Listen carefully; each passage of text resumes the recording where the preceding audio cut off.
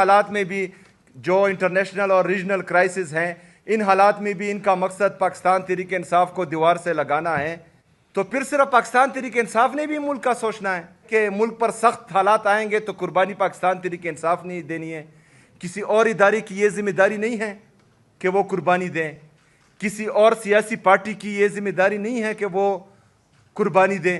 آج بھی ہم نے قربانی دی ہے.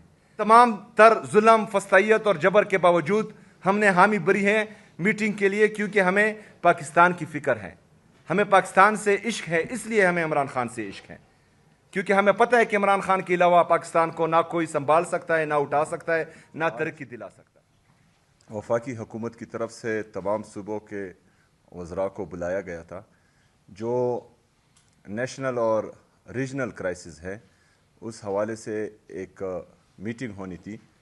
عمران خان صاحب کی پارٹی نے، عمران خان صاحب کی صوبائی حکومت نے یہ فیصلہ کیا تھا کہ ہم پاکستان کے لیے اور پاکستانی قوم کے لیے اس میٹنگ میں شرکت کریں گے. لیکن بدقسمتی سے وجوہات تو بیان نہیں کی گئی، لیکن آج کی میٹنگ کو منسوخ کر دیا گیا ہے اور آج کی میٹنگ نہیں ہو پائی. میں حیران اس بات پر ہوں کہ جب بھی کسی ملک پر کرائسس آتے ہیں تو اس ملک کا وزیر اعظم اپنی قوم کو، اپنی پارلیمان کو اعتماد میں لیتا ہے. لیکن ریجنل حالات جو چل رہے ہیں اور اس کے اثرات جو پاکستان پر پڑ رہے ہیں، ہم نے کسی کو نہیں دیکھا کہ انہوں نے قوم کے سامنے آ کر قوم سے خطاب کیا ہو، ایک جمہوری انداز اپنایا ہو، پارلیمان کو اعتماد میں لیا ہو. بلکہ بند کمروں میں فیصلے ہو رہے ہیں جس کا علم کسی کو بھی نہیں ہے. لیکن جو بھی فیصلہ ہوگا، جو بھی فیصلہ کیا جائے گا، یہ ان کے دماغ میں ہونا چاہیے کہ اس کا اثر صرف ایک خاندان پر نہیں پڑے گا، اس کا اثر صرف ایک ادارے پر نہیں پڑے گا، اس کا اثر پورے پاکستان پر پڑے گا، پورے پاکستانی قوم پر پڑے گا. تو جب ایک خاندان یا ایک ادارے پر کوئی اثر نہیں پڑے گا، پورے پاکستان اور پاکستانیوں پر اس کا اثر پڑے گا، تو پورے پاکستانی قوم نے ووٹ عمران خان صاحب کو دیا ہے. پوری پاکستانی قوم عمران خان صاحب کی پارٹی کے پیچھے کھڑی ہے. پوری قوم یہ چاہتی ہے کہ پاکستان کے فیصلے قوم کا عظیم لیڈر جناب عمران خان صاحب کریں، نہ اس کی پارٹی کو اعتماد میں لیا گیا ہے. اور ہم کسی بھی فیصلے میں نہ شریک ہیں، نہ ہی ہمیں کسی بھی فیصلے میں اعتماد میں لیا گیا ہے، اور نہ ہی ہمیں اس کی کوئی خبر ہے. اس کے ساتھ ساتھ اس سے پہلے میٹنگ میں مزمل صاحب نے شرکت کی تھی، کیونکہ میری کیبنٹ میٹنگ تھی تو میں اس میں شرکت نہیں کر سکا. اس میں کچھ فیصلے کیے گئے تھے کہ ہم نے آسٹیریٹی میئر لینے ہیں، ہم نے پاکستانی قوم کا پیسہ بھی بچانا ہے، اور ہم نے جو ہے پیٹرول کو بھی تھوڑا کم استعمال کرنا ہے، کیونکہ جو حالات چل رہے تھے اس کے مطابق یہ فیصلے ہوئے تھے. ہم نے اس میٹنگ میں بتایا، مزمل صاحب نے بتایا کہ جو فیصلے آپ ابھی کر رہے ہیں یہ فیصلے ہم پہلے کر چکے تھے. جب عمران خان صاحب کی حکومت تھی اور کرونا میں خیبر پختونخوا کی حکومت نے پیٹرول پر جو کٹ لگایا تھا اپنے پارلیمنٹیرین کے لیے، وہ کٹ آج بھی موجود ہیں. اس کے بعد ہم نے وہ کٹ نہیں اٹھایا تھا. میں نے آلریڈی کیبنٹ میں یہ ڈیسائیڈ کیا تھا اس سے پہلے ہی کہ جو آفیسرز 2-3 کلومیٹر سے دور ہیں وہ تمام میٹنگز جو ہیں وہ آن لائن اٹینڈ کیا کرے تاکہ قوم کا پیسہ ضائع نہ ہو. یہ سارے فیصلے ہم آلریڈی کر چکے تھے. گاڑیوں پر ہمارا بین ہے. کوئی بھی کسی بھی پارلیمنٹیرین کے لیے یا بیوروکریٹ کے لیے ہم نے کوئی نئی گاڑی نہیں خریدی. باہر ملک کے ٹریول پر بین ہیں جب انتہائی زیادہ ضرورت ہوتی ہے اور ہمیں لگتا ہے کہ جانا چاہیے تو کیبنٹ سے اپروول لی جاتی ہے, اس کے بعد ہی کوئی جا سکتا ہے. ایک طرف ہم پاکستان تحریک انصاف اور پاکستان تحریک انصاف کی حکومت مسلسل اپنی قوم کا سوچ رہی ہے, پاکستان کا سوچ رہی ہے. دوسری طرف 7 مہینوں میں $5 ارب سے زیادہ قرضے لیے جاتے ہیں اور شاہ خرچیاں اتنی کہ 12 ارب روپے کے جہاز لیے جاتے ہیں. ایک طرف $5 ارب قرضہ لیا جاتا ہے, پھر اسی قرضے سے 2 پائلٹ ہائر کیے جاتے ہیں جس کی تنخواہ $70,000 سے زیادہ ہوتی ہے, اور اس کو انہی قرضے کی ڈالر میں سے تنخواہیں دیے جاتے ہیں. انہوں نے اپنی شاہ خرچیاں کم نہیں کرنی, انہوں نے قوم کو اعتماد میں نہیں لینا, ان کے پاس کوئی ویژن ہی نہیں ہے, ان کا کوئی منشور ہی نہیں ہے, نہ فکر بھی نہیں ہے, نہ پاکستان کی نہ پاکستانی قوم کی, کیونکہ ان کو پتہ ہے کہ 17 سیٹوں سے ہماری حکومت آ جانی ہے. ہم نے جو ہے تھوڑا سا چیری بلوسم لگا دینا ہے تو کام بن جائے گا. تو جب پاکستان کے فیصلے, جمہوریت کے فیصلے ایسے ہوتے ہیں تو پھر کوئی بھی پاکستان اور پاکستانی قوم کا نہیں سوچتا.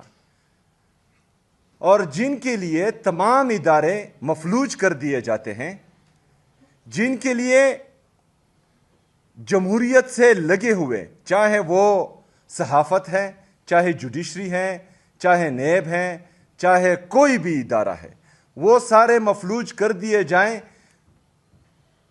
اور ان کے ہر غلط کام پر خاموشی در لی جائے, تو وہ پھر کیوں پاکستان کا سوچیں گے, وہ پھر کیوں پاکستانی قوم کا سوچیں گے؟ بالکل بھی نہیں سوچیں گے. تو میرے خیال میں جو بند کمروں کے فیصلے کرتے ہیں ان کو ابھی سوچنا چاہیے, کیونکہ پاکستان جس دلدل میں پھنس رہا ہے, ایسا نہ ہو کہ وقت گزر جائے اور پھر کوئی بھی سنبھالنے والا نہ ہو. تو اس وقت سے ہم سب کو ڈرنا چاہیے. پاکستان کی معیشت کا یہ حال ہے کہ جب رجیم چینج آپریشن ہو رہا تھا تو ہماری پاکستان کی جی ڈی پی گروتھ 6.1% تھی. آج جو ہیں وہ 3% سے نیچے آ چکی ہیں. جب ایک حکومت کو گرایا جاتا ہے بیرونی سازش کے ذریعے تو وہ اس لیے گرایا جاتا ہے کہ وہ صحیح کام نہیں کر رہا اور ٹھیک بندے کو لایا جاتا ہے, لیکن وہ بھی غیر جمہوری عمل ہے. ہر بندے کو اپنا ٹینور پورا کرنا چاہیے, لیکن جن کو لایا گیا انہوں نے پاکستان کا بیڑا ہی غرق کر دیا, لیکن کوئی پوچھنے والا نہیں ہے.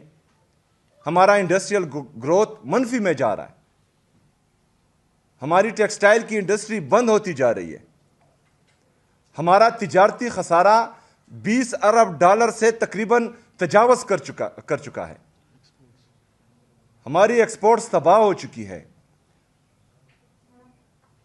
ہمارا نوجوان جو اس ملک اور قوم کا قیمتی اثاثہ ہے وہ پاکستان سے بھاگنے کے طریقے ڈھونڈ رہا ہے, کیونکہ یہاں پر نہ روزگار کے مواقع ہیں اور نہ ہی جو ہیں ان کو اپنا مستقبل یہاں نظر آ رہا ہے. ہمارا ایگریکلچر گروتھ وہ بھی منفی میں جا رہا ہے. کسان رو رہا ہے, کسی کو کسان کی فکر ہی نہیں ہے, لیکن ان سب کے باوجود انہوں نے مزید پاکستانیوں کو تباہ کرنا ہے. لیکن بوجھ کس پر ڈالنا ہے؟ پاکستانی قوم پر. 321 روپے پیٹرول پہنچ گیا ہے, 321 روپے تک. ہمارے دور میں پیٹرول فی بیرل تقریباً $117 سے $120 تھا, لیکن پیٹرول کی قیمت $150 روپے تھی. آج فی بیرل تقریباً $85 کا ہے, لیکن ہماری پیٹرول کی قیمت 321 روپے تک پہنچ چکی ہے. 75 سالوں میں پیٹرول کی قیمت 150 روپے تک تھی, لیکن صرف 3 سالوں میں 171 روپے کا اضافہ ہوا ہے. مطلب 75 سال میں 150 روپے, صرف 3 سالوں میں 171 روپے کا اضافہ, مطلب 75 سال سے بھی زیادہ.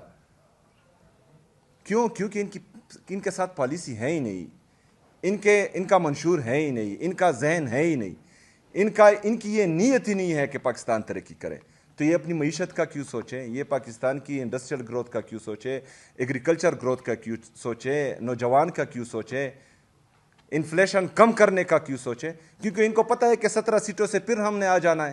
جمہوریت تو مفلوج ہو چکی ہے، ادارے بھی مفلوج ہو چکے ہیں۔ NFC میں ہمارا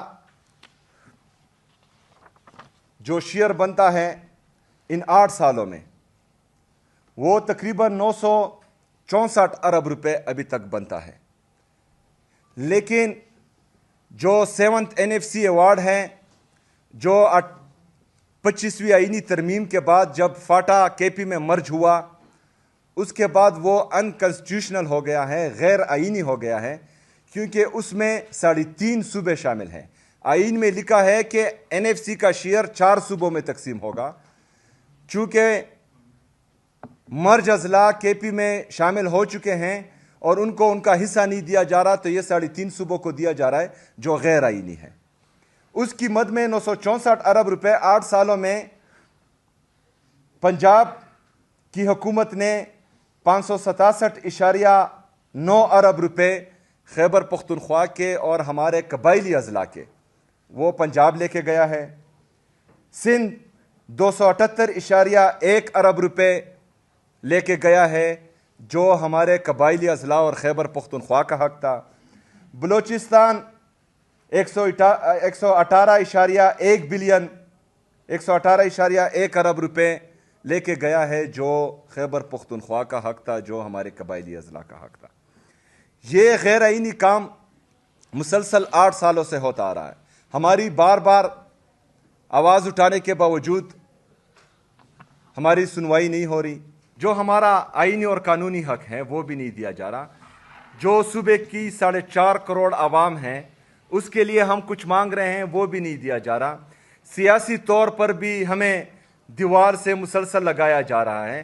عمران خان صاحب کے صحت کے حوالے سے ان کے ذاتی ڈاکٹر اور ان کے فیملی ممبرز کو ان سے ملنے نہیں دیا جا رہا، اور مسلسل ظلم، جبر اور فسطائیت کا ماحول گرم ہے، اور ان حالات میں بھی جو انٹرنیشنل اور ریجنل کرائسس ہیں، ان حالات میں بھی ان کا مقصد پاکستان تحریک انصاف کو دیوار سے لگانا ہے، تو پھر صرف پاکستان تحریک انصاف نے بھی ملک کا سوچنا ہے؟ صرف پاکستان تحریک انصاف نے ہی یہ ذمہ اٹھایا ہوا ہے کہ ملک پر سخت حالات آئیں گے تو قربانی پاکستان تحریک انصاف نے ہی دینی ہے؟